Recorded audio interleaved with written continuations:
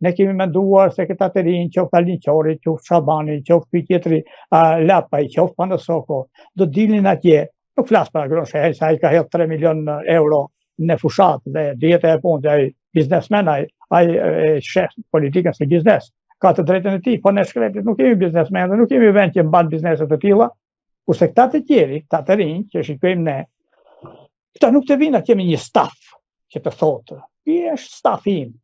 Në anën e ekonomisë do kem filanin, në anën e politikës së brendshme filanin, politikën e jashtme filanin, diplomacinë filanin.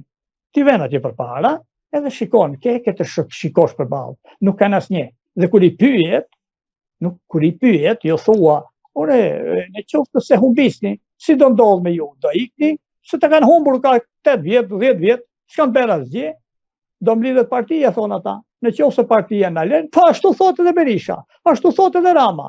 Do mlidhet partia, do rri prap kryetar. Po të tha do mlidhet partia, do rri prap kryetar, duke thënë. Dhe shikon atje retorikën, që është zgënjyese, e këtyre të vjetërve, që grinden me gazetarët, se janë bërë dhe gazetarët nga ana tjetër, këta që janë moderatorët e mëdhej, spin doktorët e mëdhej, janë bërë pjesë me pushtetit. Një pjesë janë bërë pjesë e krimit, sepse paguhen edhe nga krimi kemi parë. Që ti thuash atij? Investigativ thot atje nga njëra anë, nga ana tjetër shkon dhe merr pakut me lek nga krimi. Që investigim bën ai? Prandaj bën Beleri si donë, një dash shembull e Beleri tani se është në gjegë e mua, sepse akuzohet për shumë gjëra, ka bërë shumë gjëra. Nga ana tjetër shikojmë edhe gazetarë që paguhen nga oligarkë. Sapo ti përmendish oligarkun në studio ai hidhet përpjet del nga shinat, nuk din ç'bën, prish emisionin, shën të ftuarin, i bën të gjitha të zeza. Ishte këta tani, këta të rinj, në vend që të ndryshonin dhe të kishin një fjalor më diplomatik, këta nuk mbajtën as fjalor politik, po u futën në fjalorin direkt mediatik. Edhe u bën atje, u konsumuan, pa dalë akoma në are. Shot mendja ime, do shte e kam gabim. Ka njerëz që dinë më shumë se unë, sigurisht.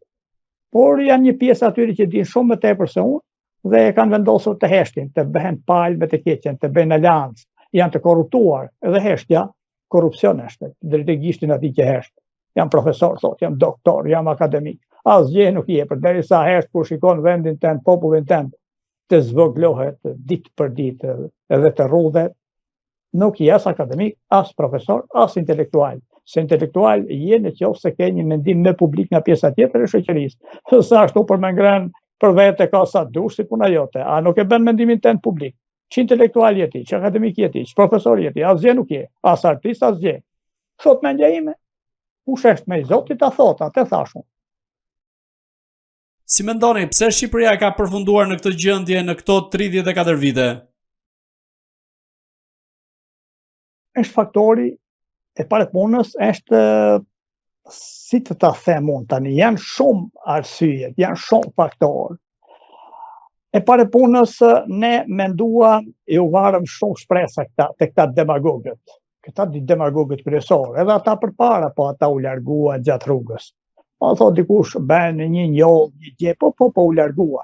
Këta 2 demagogët kryesorë, që kanë patologji për pushtet.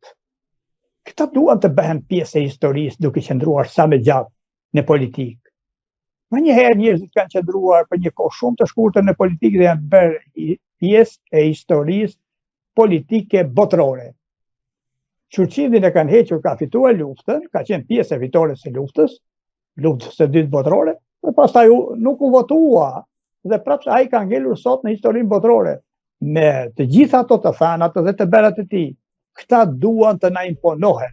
Dhe kjo është e keqja, sepse sa më shumë këta rrinë në pushtet, aq më shumë njerëzit e kuptojnë që nuk kanë shpresë të çajnë.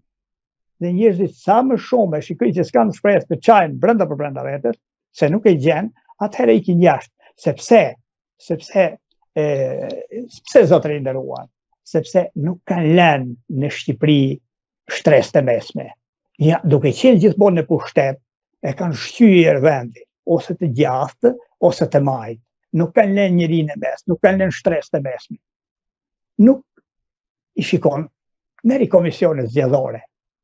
Në për komisionet zgjedhore dhe numëruesit, edhe ato brenda pjesëtarit të komisionit, ke për të gjetur njerëz që vinë, i kam parë që në vitin 1996, atëherë kur doli me 24 maj, që doli Berisha dhe mbushi kutit dhe i dilnin beteprit.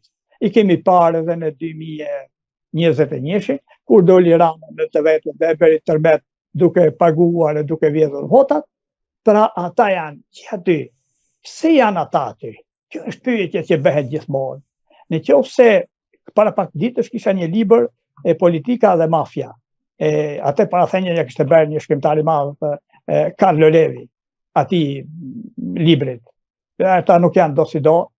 Një gjë thoshte atje, fliste për Don Calogero Vincini, edhe për atë Laqin, si e ka pasaj, edhe Gjenovezën e sa të tjerë. Cila është dëshira më e madhe e mafjas? Këtë thoshte ai. Dëshira më e madhe, kërkesa themelore e mafjes dhe e krimit të organizuar është që të verë dorë mbi votë. Kaq. Në qoftë se i ke lejuar krimit të organizuar dhe mafjes mundësinë ja ke dhënë që të verë dorë mbi votën tënde dhe timen, ai nuk ka nevojë për asgjë më shumë. Ai me anën asaj, ai ka 1000 mënyra dhe metoda për ta qetërsuar vullnetin e popullit. Dhe këta votues, që janë këta votues prapë të njëjtët, por kemi këta numërues, kemi këta pjesëtar të KQZ-ve të njëjtë, janë bërë janë po ata të atyre dy partive, këta i kanë dhënë dorë edhe mafjes së majt, edhe mafjes së djathtë, i kanë dhënë dorë të lirë të vota dhe shkojmë në votë dhe vota jonë përkthehet siç duan ata, jo siç kemi votuar ne, i numërojnë në tavolinë, edhe brenda partive. Edhe brenda partive. Se po të njëjtët janë. Ata vetëm sa që janë ata ajke e mafjes brenda partive, edhe ja vodhën, siç ja vodhën i pse në lezit atje vajtit e konkuroj me Berishën, i vodhën 300 vota. Del tjetri thotë unë do bëj rikandidim. Ai rikandidimi dihet që rikandidim do të thotë që do dalë prapë ky kryetar, qoftë Berisha, qoftë Rama. Siç doli Rama, bëri rikandidim dhe doli. Po prek vota në këtë sistem që jemi, po le mafjen që të futet të verë dorë mbi votën, ke mbaruar. Këtë e thoshte ai, e thonë të gjithë tani, e din. Ne i kemi lënë këta të vënë dorë mbi votën. Në qoftë se i shikon tani që dalin në skajet të të në Encrochat, në përgjimet të ndryshme, atje të dalin duke dhënë dorë mbi votën. Hapur, jo, po do më thënë, rëndshëm. Qoftë në Dibër, qoftë në Shijar, qoftë kudo, në Tiranë, kudo. O vu dorë mbi votën, ajo votë është kot, ke votuar kot sa shkon ditën e zgjedhjeve. E dhimbshmja është një diçka e vogël, me këto listat e mbyllura që më ka bërë mua përshtypje dhe kam patur edhe diskutime me njerëz. Jam habitur me partitë e reja. Qoftë me Lapajn që është jurist, qoftë me Qorrin, qoftë me Panosokun, qoftë me të tjerë që janë vazhdimisht në komunikim publik. Janë me ju, me gazetarët, me politikanët, me masën, vazhdimisht me njerëzit. Si ka mundësi që pasi u miratua nga gjykata kushtetuese, ai vendimi për t'i patur 1/3 të mbyllura dhe 2/3 të hapura, e kupton?